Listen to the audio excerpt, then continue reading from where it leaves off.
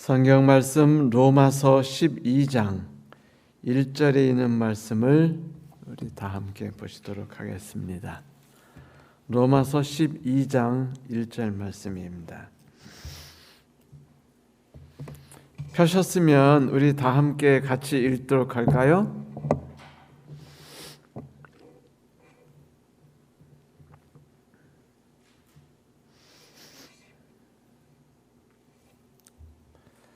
로마서 12장 1절 말씀입니다. 펴셨으면 함께 읽겠습니다. 시작. 그러므로 형제들아 내가 하나님의 모든 자비하심으로 너희를 권하노니 너희 몸을 하나님이 기뻐하시는 거룩한 산제사로 드리라. 이는 너희의 드릴 영적 예배니라.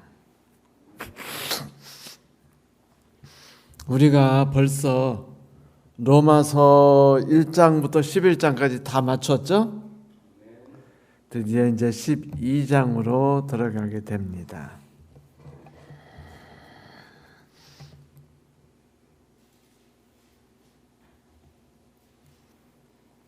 이제 12장은 다음과 같은 말로 시작되죠.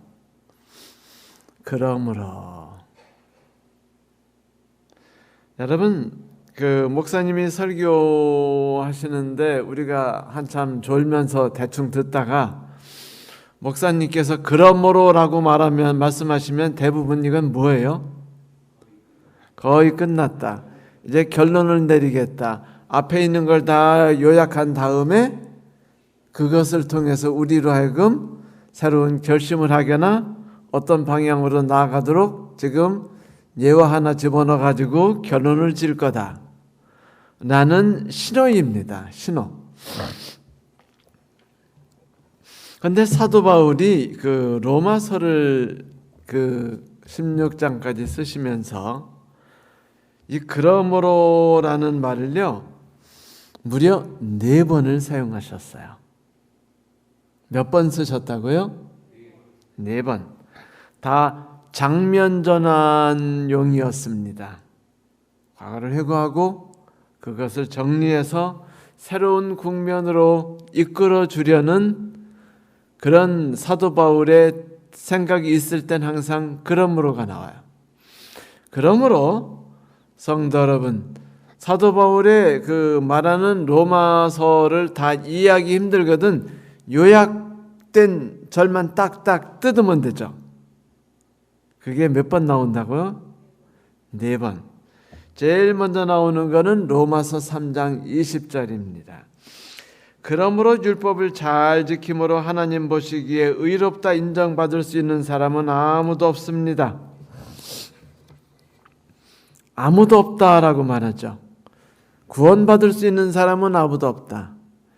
그 일이 율법을 지키는 행위라 할지라도 자기 힘으로 죄악과 싸우고 자기 힘으로 세상과 맞서며 자기 힘으로 두려운 미래와 맞서고 자기 힘으로 남편이나 아내의 마음을 돌리려 하고 자식의 마음을 돌리려 하고 교회를 성장시키려고 애쓰는 이 모든 것들이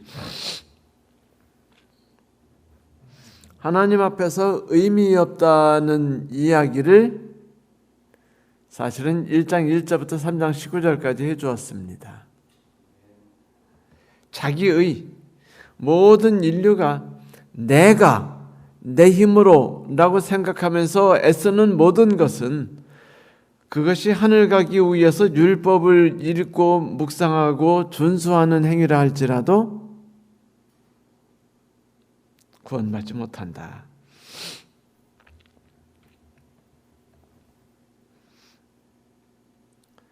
그리고 두 번째 그러므로는 5장 1절에 나타나요. 그러므로 우리는 믿음으로 하나님께 의롭다함을 인정받아 우리 주 예수 그리스도를 통해서 하나님과 더불어 평화를 누리자. 이제 하나님께서 우리의 심판자가 아니라 우리와 함께 하시는 자, 동료, 그리고 같은 편, 함께 생사고락을 나누는 자가 될 수 없는 줄 알았어요. 3장 20절까지. 그런데 4장 1절부터 계속해서 우리에게 새로운 길이 있다고 이야기하죠. 이제까지 드러난 자기의 율법을 통해서 그 드러난 의로 이 세상 누구도 구원받지 못한다는 것이 드러났는데,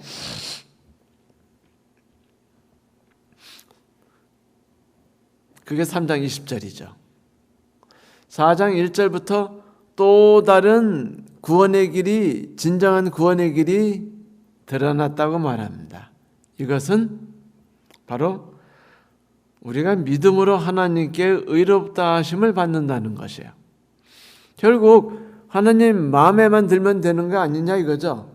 여러분, 물건을 살 때 비싸게 사는 법과 싸게 사는 법은 간단해요. 대개 남자들이 가면 비싸게 사고 여자분들이 가면은 싸게 사죠. 그렇죠?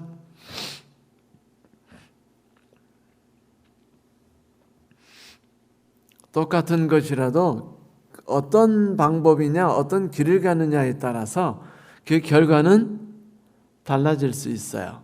그런데 예수께서는 내 힘으로 되는 방법이 아니라 내가 너희를 불쌍히 여겨서 너희를 위해 또 새로운 의를 베풀어 주겠다라고 4절에 시작하고 5절에 이제 우리는 하나님과 더불어 평화를 누리게 되었습니다 라고 말합니다. 전쟁 관계에 있었죠. 두려움 관계에 있었어요. 불편한 관계에 있었는데 하나님과 더불어 화평을 누린다고 말해요. 그리고서 이제 5장, 6장, 7장을 통해서 하나님 안에서 믿음으로 의롭게 되는 것이 어떤 방법을 통해서 이루어지느냐를 보여주죠. 6장에서 하나님과 함께 하나가 됨으로, 침례를 통해서. 그렇죠? 우리 힘이 아니라 하나님의 힘으로,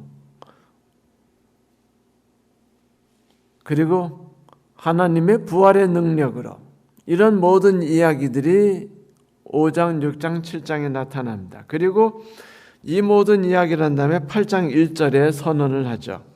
그러므로 이제 그리스도 예수께 속한 사람은 결코 정죄받는 일이 없습니다라고 선언해요. 7장까지 긴 논쟁을 통해서 하나님의 의가 어떻게 우리 것이 될 수 있는가를 쉬지 않고 설명했습니다. 하나님과 함께 되는 것이다, 침례를 통해. 그리고 하나님의 도구가 되어야 된다. 의의 종이 되어야 된다. 이러한 이야기들을 해주었었죠. 그래서 8장이 되면은 결코 정죄받는 일이 없다는 것으로 그 5장, 6장, 7장의 모든 이야기를 정리하고 8장에 정죄함이 없다라고 선언하면서 그는요, 사랑의 이야기를 시작합니다. 우리가 어떻게 정죄받지 않느냐? 우리가 어떻게 하나님 앞에서 의인이 될 수 있느냐? 그것은 하나님의 우리에 대한 놀라운 사랑 때문이다 라고. 그래서 8장은 하나님의 사랑에 대한 찬양과 거기에 대한 다양한 이야기를 즐거움에 못 이겨서 그가 말하는 이야기들이 나옵니다. 그리고서 이제 9장이 시작돼요. 11장까지 하나님의 주권과 하나님의 은혜에 대한 이야기로 가득하죠. 왜 우리가 구원받지 못했느냐? 이스라엘 사람들이 그것은 그들의 힘으로 의를 얻으려 했기 때문이다. 그러나 하나님께서는 하나님을 신뢰하고 하나님을 의지하는 사람들을 한 명도 버리거나 소홀히 여기지 않으셨고 그들을 반드시 구원해 주셨으며 그들을 붙잡아 주셨다라고 이스라엘의 역사를 통해 보여줬어요. 그 다음에 12장 1절에 마지막 그러므로가 나오는 겁니다. 그러므로 형제들이여, 내가 하나님의 모든 자비하심으로 너희에게 권합니다. 모쪼록 여러분이 몸을 하나님이 기뻐하며 받으실 거룩한 제물로, 산 제물로 바치십시오. 이것이야말로 여러분이 하나님께 드릴 합당한 영적 예배입니다.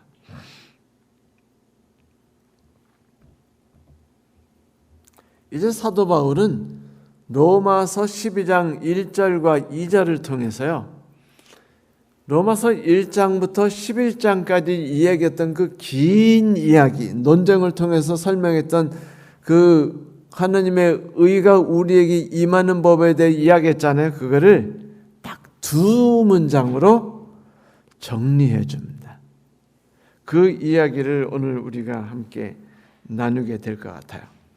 제가 다시 한번 읽어볼게요. 그러므로 형제들이여 내가 하나님의 자비하심으로 여러분에게 권면합니다. 모쪼록 여러분의 몸을 하나님이 기뻐하며 받으실 거룩한 산제물로 바치십시오. 이것이야말로 여러분이 하나님께 드릴 합당한 영적 예배입니다. 이 12장 1절을 먼저 우리가 살펴보겠는데요. 12장 1절에 보니까 몇 가지 우리에게 좀 이해하기가 쉽지 않은 단어들이 나오죠. 첫째는 거룩한 산제물이라는 이야기였습니다. 그렇죠?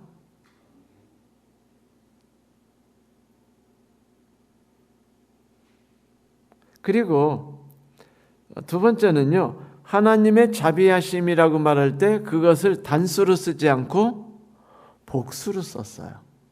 하나님의 모든 자비하심 혹은 하나님의 자비들을 인하여 여러분들에게 권합니다. 부탁드립니다. 라고 말해요.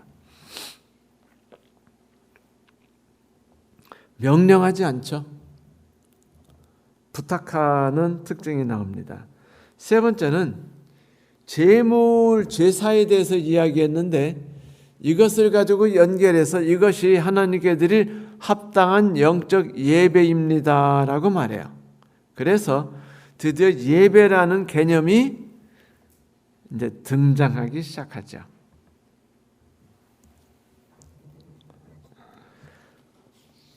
12장부터는 그 관계에 대한 이야기를 정리해 주기 시작해요. 1절과 2절에서 우리가 하나님과 어떤 관계를 갖는 것이 우리가 하나님 안에서 의인이 된 증거이며 의인으로서 사는 삶이냐, 너희들이 어떤 삶을 살아가는 것이 하나님의 의 가운데서 계속 거하도록 하는 것이냐,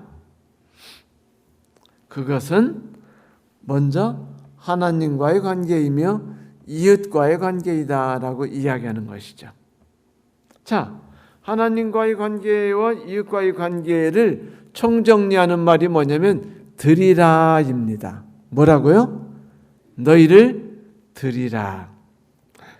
하나님의 모든 자비하심으로 너희를 권하노니 너희 몸을 하나님이 기뻐하실 거룩한 산제사로 드리라.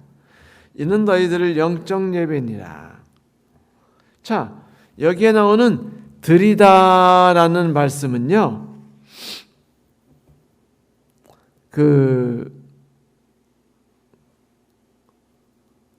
요즘 영어로 말한다면은 yield란 단어인데 이것은요, 로마서에는 드리다라는 말로 나왔고 에베소서에서는 복종하다라는 단어를 이거로 사용해요. 그런데 헬라어로는 볼 때는 드리다라는 단어는 복종하다는 단어와는 좀 다른 단어로 나타나죠. 자, 드리다라는 말을 시작하기 전에 사도 바울이 하나님의 모든 자비하심으로라고 말하고 있는데 그 자비하심으로라는 말이 무슨 이야기인지 우리가 먼저 살펴봐야겠습니다. 여러분, 요즘 세상은요, 판단의 세상이죠. 그렇죠? 불쌍히 여기는 이야기들을 서로 간에 하지 않는 게 정상입니다. 이번에 대통령 선거가 있었죠. 두 대통령이 서로에 대해서 격려하거나 불쌍히 여긴 적 있었습니까? 없었나요? 그럼 어떻게 서로 했죠? 서로 죽일 놈, 살 놈, 뭐 감옥에 들어갈 놈 하면서 서로 욕했어요. 그죠? 인간이 아니며 대통령으로서는 절대로 자격이 없으며 감옥에 들어가기 딱 좋다라고 말하면서 하면은 그냥 서로 간에 상대방을 그냥 모든 사생활을 다 뜯어가지고 분해해가지고 거기 있는 문제점들을 다 털어냈어요. 그렇죠? 그러다 보니까 사람들이 그걸 보더니 뭐라고 말해요? 아, 투표하기 싫다. 이놈도 저놈도 아무도 뽑고 싶지 않다.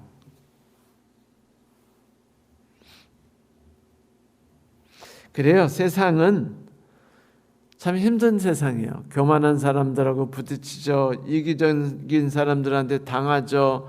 그들은 우리가 잘못하지 않아도 우리를 비난해요. 우리는 이해받지도 못하죠. 사실 동정받는 것도 힘듭니다. 예를 들면은 부부관계에서도 그래요. 아내는 남편에게 힘들다 그래요. 시어머니 때문에 힘들다고. 그러면 그거는 간단해요. 문제를 해결해 달라는 게 아니고 내 마음이 이렇게 아프고 힘들다라는 이야기죠. 그때 남편이 그냥 너무 힘들구나 당신. 그 마음을 알아주지 못해 미안해 라고 말하면 게임 끝인데 남자들은 절대로 그 말을 쓸 줄 몰라요. 남자들이 뭐라고 그러냐면 그건 당신이 잘 오해해서 그래. 그렇게 생각하면 안 돼. 이렇게 하면 관계가 더 심해지고 망가질 뿐이야 라고 말하죠. 그리고 이제 완전히 그날 집안이 이제 개판되는 거예요. 그러면 사람들이 어떻게 생각되냐면요. 나는 정말로 이해받을 데가 없다고 생각해요. 교회에서도 성도들이 서로 간에 누구도 나를 이해해주지 못한다고 생각하고 목사님도 날 이해하지 못한다고 생각하고 목회자는 또 교우님들이 나의 마음에서 긍정적인 면으로 불쌍히 여기는 마음으로 다가온다고 생각하지 않아요. 그렇게 되면 모두가 상처를 받고 산다는 게 너무 힘들고 고통스럽게 되죠. 그러면 어떤 사람들은 그렇게 되면 귀한 생애를 그냥 마치고 싶어 하는 생각이 들어서 자살이라는 이제 단어를 자꾸 집착하게 됩니다. 그런데 이런 때 하나님께서 내가 너희 모두를 심판하시리라 라고 말씀하신다면 여러분 우리에게는 갈 곳조차 없잖아요. 힘들어서 죽는 이유는요. 혹시 내 세례도 가면 신께서 나를 불쌍히 여기시사 나의 모든 지나간 수고와 슬픔과 눈물이 좀 위로받을까 하는 생각도 있는 건데 그 모든 것이 심판하리라라고 끝난다면 우리는 정말로 어디에다가 손을 내밀까요? 그런데 다행히고도 성경 로마서에서 매우 귀중하게 여기는 단어가 있었는데 그게 바로 긍휼 혹은 자비라는 단어입니다. 하나님의 본성은 긍휼하심이라는 거예요. 그런데 그 긍휼하심이라는 게 단 하나 그냥 나는 너를 사랑해. 여러분 제일 듣기 싫은 말이 이 말이에요. 사랑해. 아니 그걸 좀 말로 표현하고 손으로 표현하고 돈으로 표현해야 하잖아요. 그래 안 그래요 장로님? 돈으로 표현되지 않고 주물러 주는 거로 표현되지 않고 아내를 위해서 멀리 오래니까 당장 후닥닥 막 직장도 때려치고 오래 못 쓰다 후닥닥 떼올 줄 알고 슬퍼하는 것 같으면 힘들지라고 말하면서 해결해 주려고 하지 않고 안아주고 그걸 이해하지 못해서 미안하다고 이렇게 말해준다면 얼마나 마음이 편할까요? 그런데 이렇게 사랑이라는 게 다양한 모습으로 구체적으로 드러날 때 이것을 우리는 사랑한다 혹은 사랑받는다라고 느끼게 되지 않아요? 똑같이 하나님의 긍휼하심이라고 말할 때는요. 성경에서 이거를 단수로 쓰지 않고 뭐로 썼어요? 복수로 썼어요. 왜 복수로 썼을까요? 아침에도 점심에도 저녁에도 우리가 피곤할 때도 우리가 외로울 때도 우리가 누군가에 의해서 상처를 입었을 때도 삶이 너무 힘들어 지칠 때도 그때 가장 적절한 모습으로 우리에게 다가오셔서 우리를 불쌍히 여기시고 우리를 안아주시거나 붙들어 일으켜 주시거나 혹은 옆에 가만히 앉아 계시거나 하는 그 모습들은 각기 다른 모습들 아닌가요? 그렇죠. 다른 모습들로 불쌍히 여기시는 모습들이 나타날 때 이것들을 우리는 긍휼하심들이라고 말합니다. 그래서 성경에서는요, 추상적으로 하나님의 긍휼하심이 큽니다. 아니, 긍휼하셔서 어쩌다는 거예요? 그래요, 안 그래요? 그게 구체적이지 않으면 안 돼요. 이 세상 사람들이 교인들을 싫어하는 게 뭐 힘들다 그러면 기도하겠습니다. 배고프다 그러면 기도하겠습니다. 아주 재수가 없어요. 왜죠? 뭐 하지 않기 때문이죠? 다 입으로 때우기 때문이에요. 그걸 구체적인 모습으로 보여달라는 거예요. 기도하지 말고 내가 너를 위해서 많이 하나님께 기도드렸다 이딴 말 하지 말고 힘들어하면 옆에 찾아가고 전화 걸고 그 다음에 좀 만든 음식이라도 갖다 주고 그 다음에 그 집 가서 좀 청소 좀 해주고 그 다음에 우는 애기 좀 봐주고 뭐 이런 구체적인 사례를 나타내면 그걸 받는 사람이 어떤 느낌을 가질까요? 상대방이 나를 왜 이걸 해줬어? 아니면 그 사람의 마음, 그 사람의 마음이죠. 나를 불쌍히 여기는구나, 안타까운 마음이 있구나, 나와 함께하고 싶구나, 나를 이해하고 있구나, 나와 같은 마음을 품고 있구나. 그래요. 이렇게 다양한 모습으로 하나님의 긍휼하심이 나타나기 때문에 성경에서는 하나님의 무궁하신 사랑을요, 긍휼들이라고 말했습니다. 여러분, 긍휼이라는 게 얼마나 대단한 줄 아세요? 한 장교가 탈영을 했는데 그 황제가 용서해 줬습니다. 근데 두 번째 또 탈영을 했어요. 그러자 황제가 이 장교를 처형하기로 결정했습니다. 그 소식을 들은 이 장교의 어머니가 득달같이 달려와서 왕의 바짓가랭이를 붙잡고 늘어졌습니다. 황제시여, 내 아들을 살려주시옵소서. 안 돼. 걔는 정의가 사형을 요구하고 있어. 그러자 그 어머니가 뭐라고 말했는 줄 아세요? 황제시여, 저는 황제에게 정의로 심판을 요구하는 것이 아니라 왕의 긍휼을 바랄 뿐입니다. 라고 이야기합니다.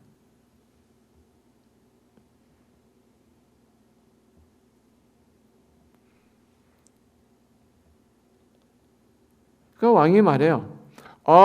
걔는 긍휼을 받을 자격이 없어. 그러자 말합니다. 내 자격이 없죠. 그래서 내가 당신의 긍휼을 부탁드리는 겁니다. 라고 얘기했어요. 그러니까 황제가 쟤는 자격이 없는데 나의 긍휼함으로 죄를 용서해 주는 것에 대해서 어머니가 요구하자 마음이 동합니다. 그래가지고 나폴레옹 황제가 그래, 그러면 내가 내 자비를 베풀어 주마라고 말하고 그 아들이 처형당할 것에서 그 면제를 받아요. 이렇게 자비라는 것은 정의라는 것과 다르게 상대방이 가치가 있느냐 가치가 없느냐와 상관없죠. 그저 불쌍히 여길 뿐입니다. 그저 안타까워할 뿐이에요. 그의 연약함을 이해합니다. 그래서 왜 너 이거 숙제 다 못했어? 라든지 내가 시킨 거 왜 아직도 못했어? 뭐 그동안 하루 종일 뭐 했어? 왜 설거지를 안 했어? 이렇게 말하는 것이 아니라 무슨 사정이 있구나. 아니면 그래, 내가 엄마니까 너를 용서하고 불쌍히 여길 수 있지. 이렇게 행동하는 것이죠. 이것은 우리가 얼만큼 올바른 행동을 했느냐, 얼마나 자격을 갖고 있느냐에 따라 결정되지 않아요.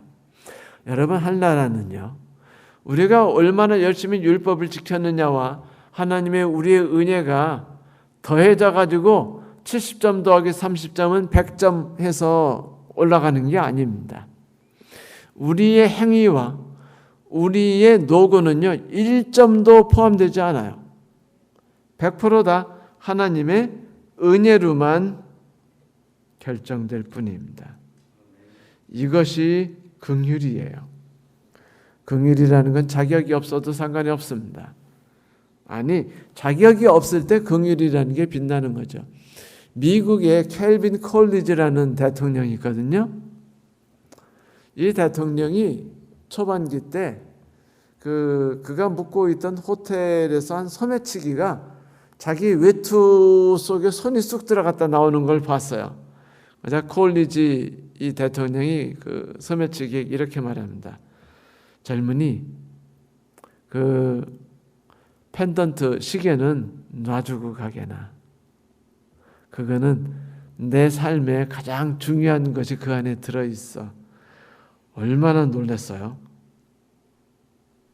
그리고서는 대신 하면서 주머니에서 이렇게 지갑을 꺼내더니 32달러를 다 꺼내가지고는 대신 내가 이것을 자네에게 주지 라고 했습니다.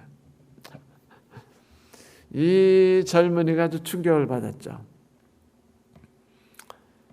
그런데 이제 이것이 계기가 돼서 이제 그 대통령하고 그 청년하고 함께 이야기를 따로 하게 됐습니다. 그 청년이 대학생이었는데 등록금만이 없을 뿐 아니라 굶어서 생계를 유지하지 못하고 아주 고통스럽게 지내고 있었어요.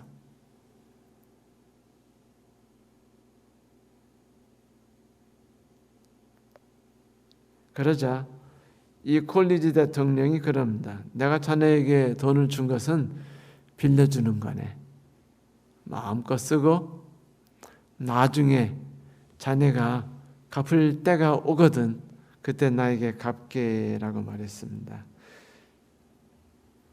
이 이야기는 그 콜리지 대통령이 죽은 뒤에서야 이 이야기가 드러났대요. 그래서 1992년 그 10월 8일자 그 어떤 그 신문에 이 기사가 실렸죠. 긍휼이라는 게 어떤 거냐입니다.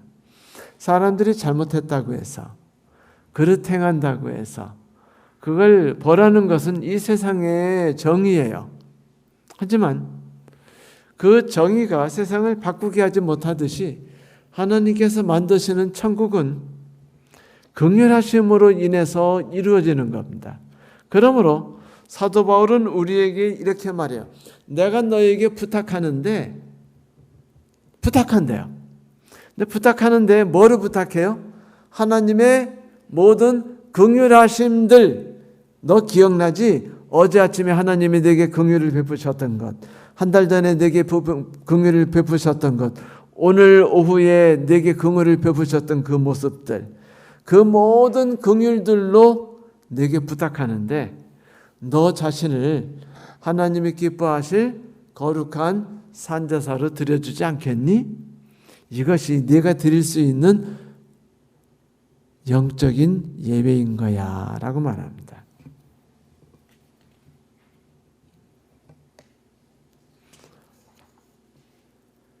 은혜로부터 시작한다는 겁니다. 긍휼로부터 시작되는 거예요.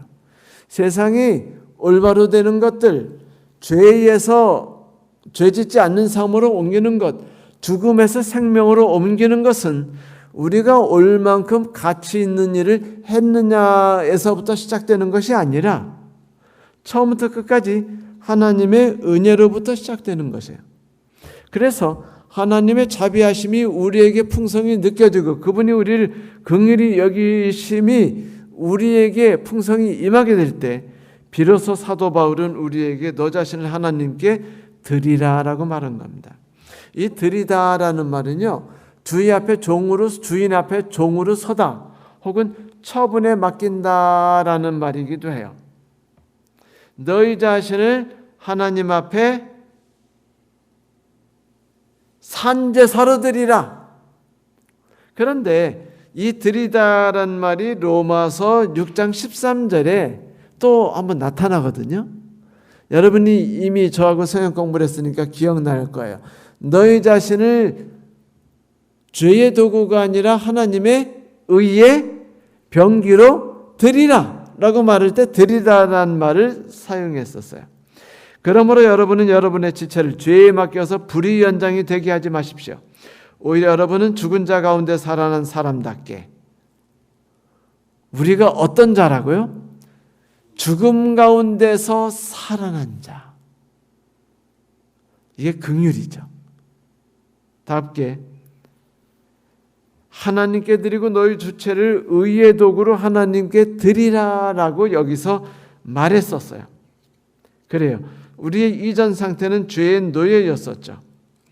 고린도전서에 보면 너희 몸은 하나님이 당신의 거룩한 보혈로 무한한 값을 치르셔서 너희를 값으로 사주셨다라고 말합니다. 죽음에서 건져내셨다는 거죠. 생명에 대한 기회를 우리에게 베푸셨다고 말해요.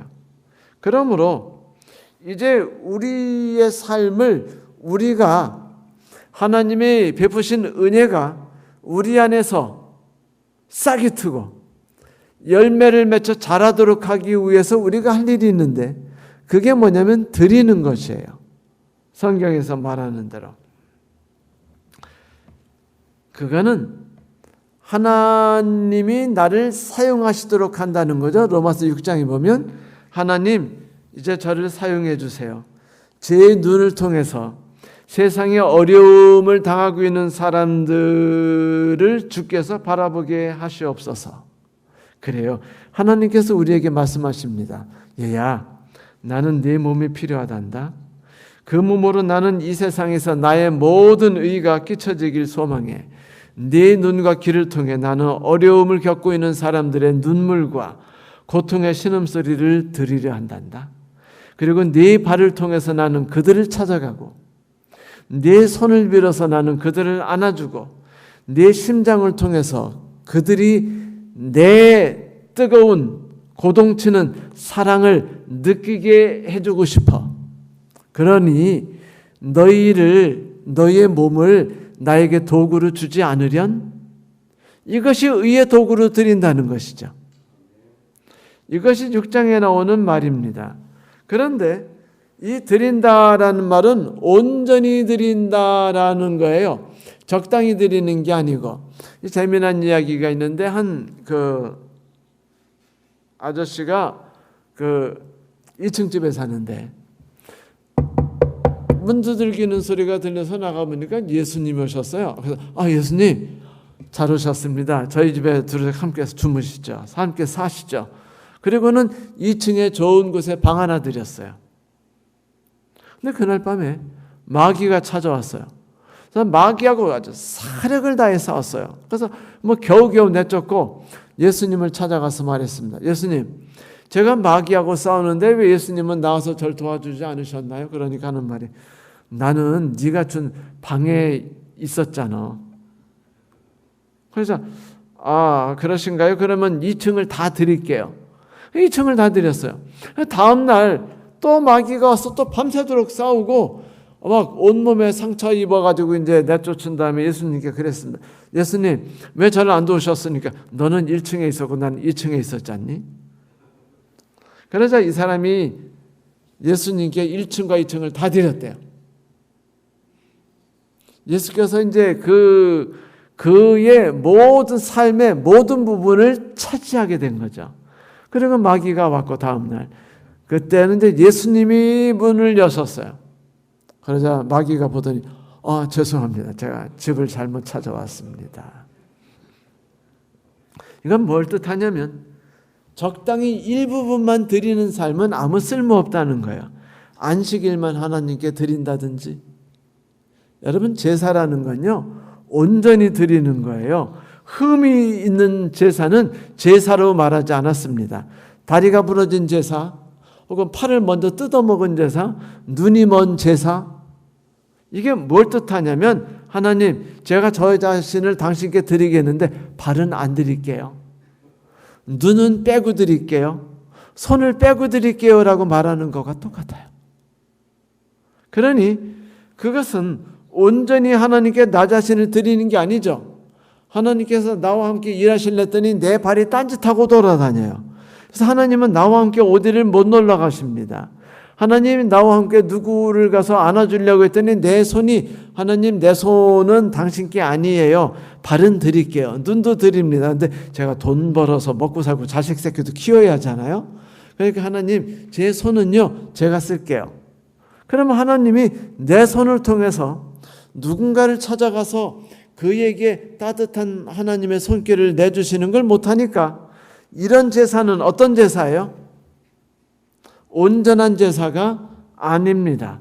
성경에서 온전한 제사를 드리지 않으면 흠 있는 제사를 드리는 건 하나님께 드리는 거룩한 제사가 아니라고 말했어요.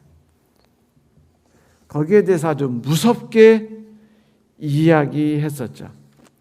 제사라는 것은 온전히 드리는 거예요. 그런데 여러분, 제사는 살아있는 채 드립니까?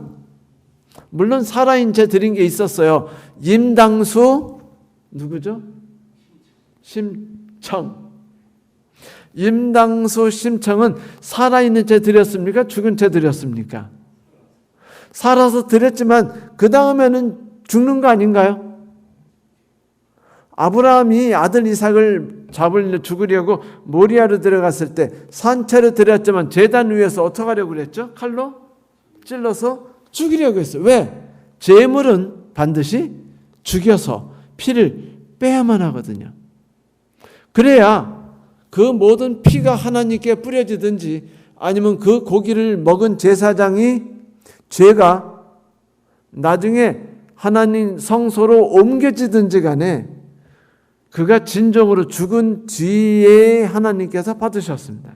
그래서 죄물은 언제나 죽음을 뜻했어요. 그분께서 우리의 희생양이 되셨습니다. 살았다는 거예요? 죽었다는 거예요? 죽으셨다는 겁니다. 그런데 야리꼬리하게 여기서 사셨다고 말해요? 죽은 제사라고 말합니까? 산제사래요. 산제사. 아니, 어떻게 산제사가 존재할 수 있습니까?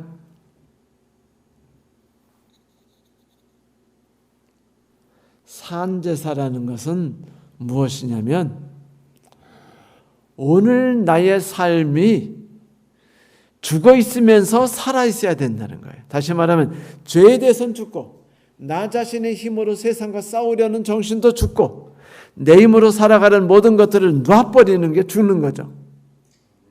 그날부터 신태균은 죽고 라고 말할 때 신태균이 죽었단 말은 과거에 살아가던 신태균의 모습은 죽었다는 것이고 새로운 신태균이 살았다라는 것은 과거의 삶이 아니라 새로운 삶으로 산다는 것이잖아요.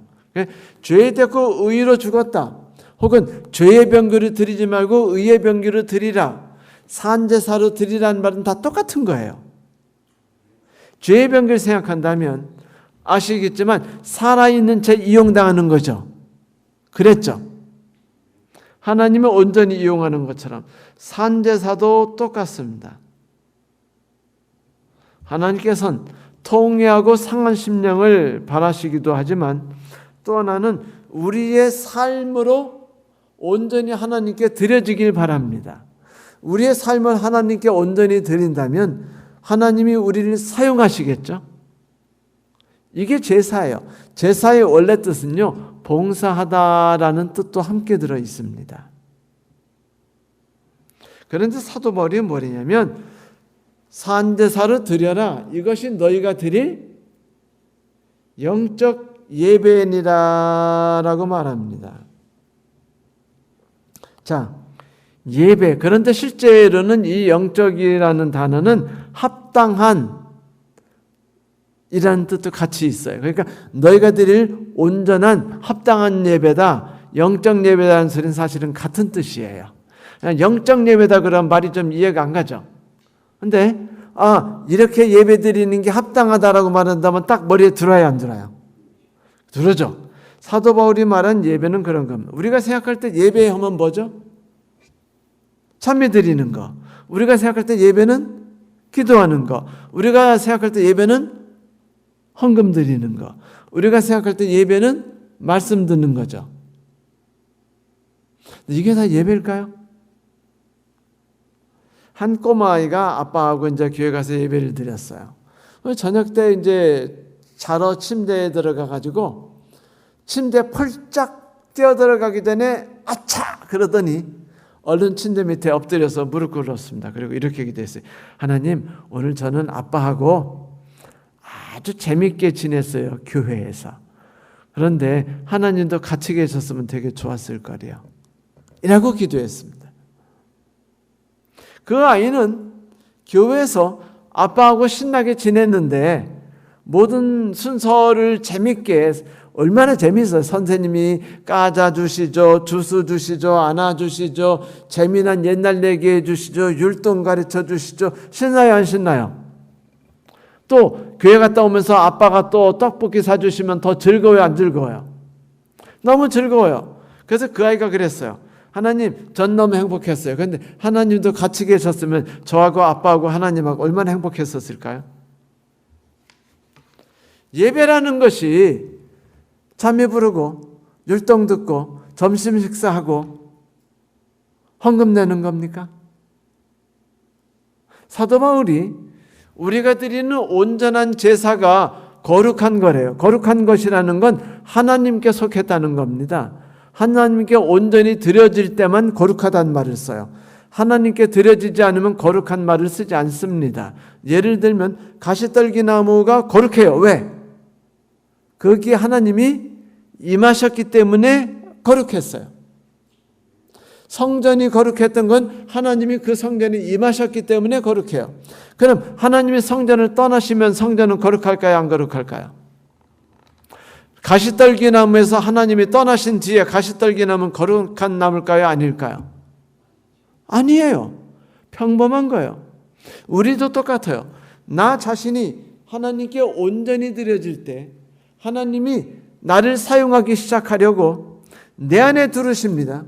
그래서 나를 운전하셔요. 부릉부릉. 지금까지 내가 운전하고 다녔는데 하나님이 뭐래요? 이제부터 내가 너를 드라이브 하겠다 라고 해서 하나님은 운전대를 잡으셨어요. 그러면 차의 통제권은 누가 갖고 있죠? 하나님.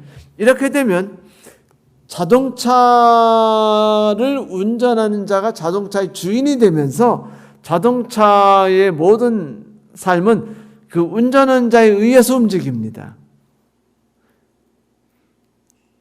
이것이 드려진 것이죠. 그런데 성경에서 거룩한 산제사라고 말했을 때 거룩하다는 말은 바로 그것이었어요. 제사가 뭔지, 드리다는 게 뭔지, 거룩하다는 게 뭔지 알고 보니까 셋 다 무슨 말이에요? 같은 소리예요. 제사란 말도 우리 자신을 드리는 거고, 드리다란 말도 드리는 거고, 거룩하다는 말도 같은 거예요. 셋 다 같은 말을 딴 말로 표현한 겁니다. 하나님이 내 안에 들어와서 나를 지배하셔요. 내 안에 들어와서 나를 통해서 나의 삶을 하나님이 이끌고 다니십니다. 마치 목자가 양을 이끌듯이 하나님이 내 주인이 되셔서 나를 통해서 활동하셔요. 누군가를 위해 기도를 해주고 누군가를 찾아가서 손을 잡아주고 누군가를 찾아가고 누군가 때문에 마음 아파하고 누군가 때문에 울고 이것이 내가 하나님께 온전히 드려진 거 아니겠어요? 이때 나 자신이 어떤 존재가 된 겁니까? 거룩한 존재가 된 겁니다. 여러분, 거룩한 성도라고 말하죠. 성도란 말이 무슨 소리죠? 거룩한 무리. 어떻게 하면 거룩하게 되는 거예요? 자, 안식일이 왜 거룩하죠? 하나님이 안식일 날 우리를 만나러 오시기 때문에, 안식일에 임하시기 때문에 안식일이 거룩한 겁니다. 그날 우리를 만나시기 때문에 우리는 거룩한 사람이 돼요. 그래서 우리는 성화된다고 말하죠. 우리를 성도라고 말할 때 그거는 이미 우리 안에 누가 임하신다는 건가요? 하나님이. 우리는 누구의 도구가 됐다는 겁니까? 하나님의 도구가. 우리는 드려졌고 우리의 주인은 누구라는 겁니까? 하나님이라는 거예요. 그러니 우리 자신은 하나님께 흠없이 점없이 드려졌으니 거룩한 제사. 그런데 죽은 제사, 산 제사. 사한 제사. 죄에 대해서는 죽고 의에 대해서 살아있는 제사가 됐어요. 이것은 일주일마다 한 번씩 드려져야 되나요? 매일 매순간 드려져야 됩니까? 매일 매순간. 이게 예배입니다. 예배는 안식일 날 예배 시간 잠깐, 금요일 날 예배 시간 잠깐, 화요일 날 예배 시간 잠깐 나와서 살아가는 게 예배가 아니에요. 일주일 내에 내가 여러 가지 일을 하고 바쁘고 화도 내고 짜증나고 슬퍼하기도 하고 이혼에 대해 생각도 하고 좋아. 내가 진짜 은퇴만 해봐라. 응? 너하고 완전히 빠이빠이다. 요즘에요. 통계에 의하니까 청춘 남녀들이 결혼율이 뚝뚝 떨어지고 있대요. 그런데 뭐는 늘어나는 줄 아세요? 황혼이혼은 이석기 장로님도 조심하세요. 저도 요즘에 매사에 조심하고 있습니다. 정말로 조심하고 있어요. 황혼이혼이 늘어나요.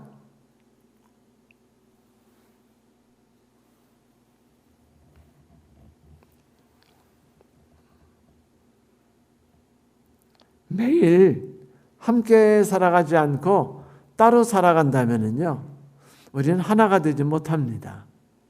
하나가 되지 못할 때 서로의 마음을 이해하고 위로하고 함께 마음 아파하는 삶이 그 안에 존재할 수 없죠. 그래서 우리는 거룩한 존재가 되어야 되는 것이고, 우리는 하나님께 드려져야 되는 거고, 하나님께 앞에서 산제사가 되어야 되는 것입니다. 근데 이게 하나님께 드려지는 합당한 예배인 거예요. 안식일만 드려지는 삶이 아니고 매일 매순간. 우리 집 사람이 저한테 그래요. 난 30년 동안 힘들었어. 왜? 당신이 맨날 출장 간다고 막 한 달에 한 번 집에 들어오고 2달에 한 번 집에 들어오고 일주일에 한 번 집에 들어오기를 밥 먹듯 했잖아. 제가 출장 가고 뭐 하다 보면 막 밖에서 6개월 혹은 1년씩 살기도 했거든요. 그러면 집에 들어가는 게 한 달에 한 번 들어가기도 하고 일주일에 한 번 들어가기도 했습니다. 그래서 너무 힘들었대요. 그래서 뭐래 가끔마다 농담으로 그래요. 기다려봐. 은퇴만 해봐. 내가 똑같이 갚아줄 거야. 당신 집에다가 처박아 놓고 내가 나갈겨. 아, 무서워요. 한 달에 한 번, 이거는 같이 행한 게 아니잖아요. 그렇죠? 영적 예배라는 건 매일 매순간 매초가 함께하는 것을 말합니다. 절대로 이것이 안식일만 드려지는 예배라고 말씀하지 생각하지 마세요. 이게 합리적인 예배고 이게 합당한 예배인 거예요. 하나님께 드려지는 우리의 삶은 이렇게 드려지는 겁니다. 사랑하는 성도 여러분, 오늘 사도 바울은요, 우리에게 이렇게 말해요. 하나님이 로마서 1장부터 11장까지 나타났던 하나님의 모든 각가지 모양으로 매 순간에 나타난 긍휼하심으로 내가 간절히 부탁하는데, 우리 함께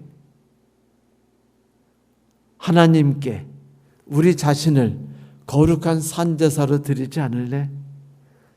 이렇게 된다면 우리는 진짜 배기로 하나님 앞에서 합당하게 드리는 영적 예배를 드리게 될 거야.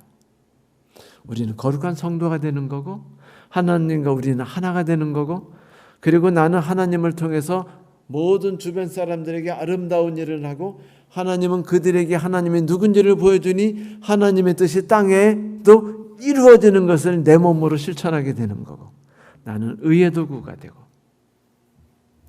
성도 여러분, 사도 바울이 지금 우리에게 이렇게 요구하고 있습니다. 긍휼하심을 빌어서요. 우리는 오늘 하루 어떻게 살아가야 할까요? 정말로 거룩한 산제사로 우리를 하나님께 드려야 하지 않을까요? 올바른 영적 예배를 드려야 하지 않겠습니까? 하나님께서 우리와 함께 하시길 바라면서 오늘 말씀을 마치겠습니다. 감사합니다.